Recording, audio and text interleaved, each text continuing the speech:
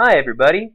Well, tonight what I want to go ahead and show you is how to insert and adjust a how to insert and to adjust a table. This is for if you want to go ahead and put in numbers or information. Now I kind of showed you how to do a little bit of it in my last presentation. This is going to go a little bit more in depth. So what you want to do is you want to come over to Insert. You want to go ahead and click on Table. Now you can do that, or if you have your slide down here, you'll notice that there is the table icon. You click on that.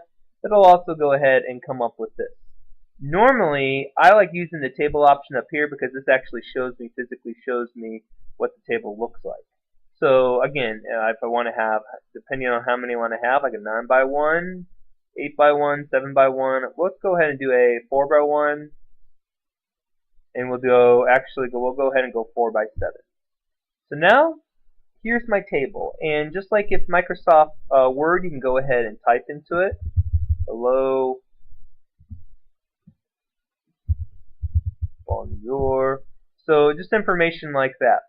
So now, you have your table, and now you want to actually go ahead and adjust it a little bit. The first thing you want to do, let's just say you want to adjust what the color looks like. If you come up here, you'll notice that there are tabs up here. It says Table Tools, Design and Layout. If you come up to Design, there's a whole bunch of different designs you can use for your table. So maybe I want it to look like this, or maybe I want it to look like this. It really just depends on what your style is or what your preference is. If I click on that one on the bottom, it'll come up and it'll show all of the different tables. That's kind of cool, maybe for a Halloween theme. So that's the first part. Now, here you have a whole bunch of other options you can do. I'm going to show you about those in just a minute. What these options up here are going to do, these are going to affect what color your rows are going to be. Right now you're going to notice header row and banded rows are already checked. Watch what happens if I click header rows. Watch what happens to the header. The black disappears and it becomes completely alike each other. Click on that. If I click on banded rows, now you're going to notice it's all the same color. Maybe if I want to click on the first column, just that first column changes. The last column, maybe banded columns. So there you go with that. It basically varies up what your what your table is going to look like, and it also applies to all of these right here. So maybe I want to have that blue right there, but I want to go back to the Halloween looking color. So now here I have that. If I want to, I have my shading, my borders, and my effects, and I'll go ahead and show you that in just a minute. Okay, so now if you come up here to shading, you can go ahead and you have a whole bunch of different options. So if I click on that arrow, it'll come down. I have a whole bunch of different colors I can choose from. But to make those colors work, what I have to do is I have to highlight the entire table. I'll come back to my shading. I don't want blue, I want any of those. I don't want anything, no fill at all. Of course I'm not going to want that. I have more fill colors. So if I click on more fill colors, I have the entire spectrum, or I can go ahead and click on that and there's an even bigger spectrum right there. We'll go back to my shading. I have my picture. So click on that. I can go ahead and add a picture. There you go. Now each and every one of my little cells will have that picture in it, just in case if I wanted to do that. Now I don't really want that, so I'm going to go ahead and click on this arrow at the very top next to the save button, and that basically undoes everything that I just did. So I'll go ahead and click on gradient. Now gradient's kind of cool because now if I want to, I can go ahead and create, again, just something to make it look a little bit more alive. Click on more gradients. And here we are. I have a whole bunch of different options to pick here. I can go ahead and put gradient fill. I can go ahead and pick a gradient like this. I can change the colors around. As you can see, there's a whole lot of different options I can do. Watch what happens when I close that. This is what it looks like now. Actually, I kind of like that. I'm going to go ahead and keep that. Come back into shading. Now if I go down even more, I have my texture. I can go ahead and change the texture around. I can make it look like fish. Again, just so many things you can do to make your table come alive. Even the table background. If I want to change it to that yellow color, if I want to change it to this. Again, so many things you can do with that. So now, if I come over to so that's basically how I take care of the design. If I come down here to borders, if I want to, I can go ahead. Again, I want to make sure that my entire table is highlighted. If I don't highlight my table, nothing's going to happen. Highlight my entire table. There it is. Go to my borders. I can say no borders. I can have all my borders. When I say no borders, if I click on that, then all my borders disappear. But I do want borders. So if I click on that and I say all borders, you're going to notice my borders come back. So again, that is what you can do if you want to adjust your borders. Let's say you want to have just the outside borders. Or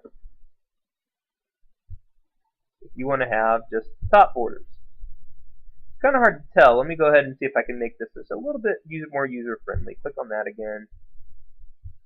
There we are.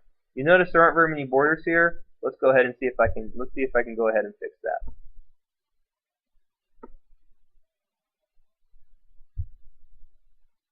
Want all my borders back, and there all my borders are back. So you get the idea about the borders. Now, finally we have our effects. I can go ahead, again, I want to make sure that my entire, if I want to adjust, I want to make sure my entire box, my entire table is highlighted. I have my cell double. I can go ahead and make it like that. Again, look at the 3D effects that I have. Maybe I want to make a shadow, or if I want to do a reflection at all. Again, just makes it come a little bit more alive. Now, if I go over here to layout, this is a completely different mode of thinking. Instead of looking how it looks, instead of changing the color and how it looks, I can go ahead, if I want to, I can go ahead and create more cells. Let's just say I want to add one more level to this. I'm going to highlight the entire bottom row. I'm going to go ahead and click Insert Below. And you're going to notice it's a row, so I click on that, then I have another row. Or let's just say I want to go ahead and insert to the left, or I want to insert to the right. This is the biggest thing you got to understand is I got to make sure that I want it, whatever where I want to put it at, I got to go ahead and click on that row. So watch what happens to that. Now that basically inserts to the right. Merging cell. Let's just say I want to go ahead and merge this top cell together. If I highlight all of that and click on merge cell, now all of those become one big cell. But let's just say I don't want to do that. Then I highlight the entire cell again. And I go ahead and click on split cells. I have two of them. Well, maybe I want to split it again. This time I want to make, instead of 2 cells, I want to make 4 of them. So there you go with that. Okay. Click on, again, I got to click on my table again, and there's my layout. I can change the height. I can distribute the rows and distribute the columns. I can, let's just say I want to go ahead and justify to the left. If I highlight on my letters, I can justify to the left. I can justify to the right. I can make it go up to the middle or to the very bottom. I can change the text direction. Once it happens, I can rotate it. I can make it go stacked like that. Again, it's all about your imagination and what you actually want to do.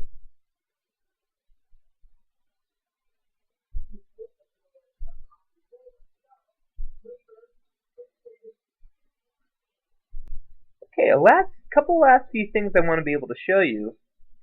If you click on this, if you actually click on it, the entire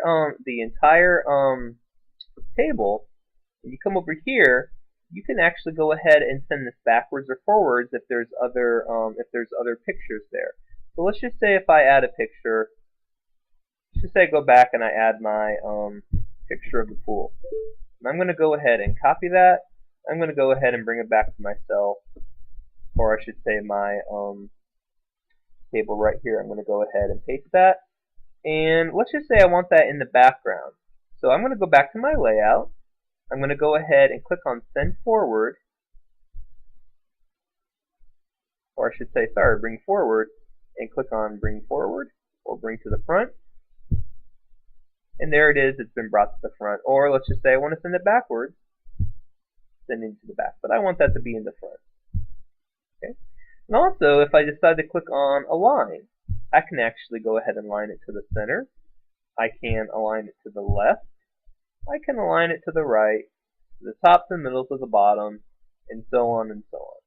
So hopefully after seeing this video, you should be able to have more of a clear idea on how to manipulate and use a table in Microsoft PowerPoint. I hope you enjoyed this, and I hope you have a good afternoon and evening. Take care.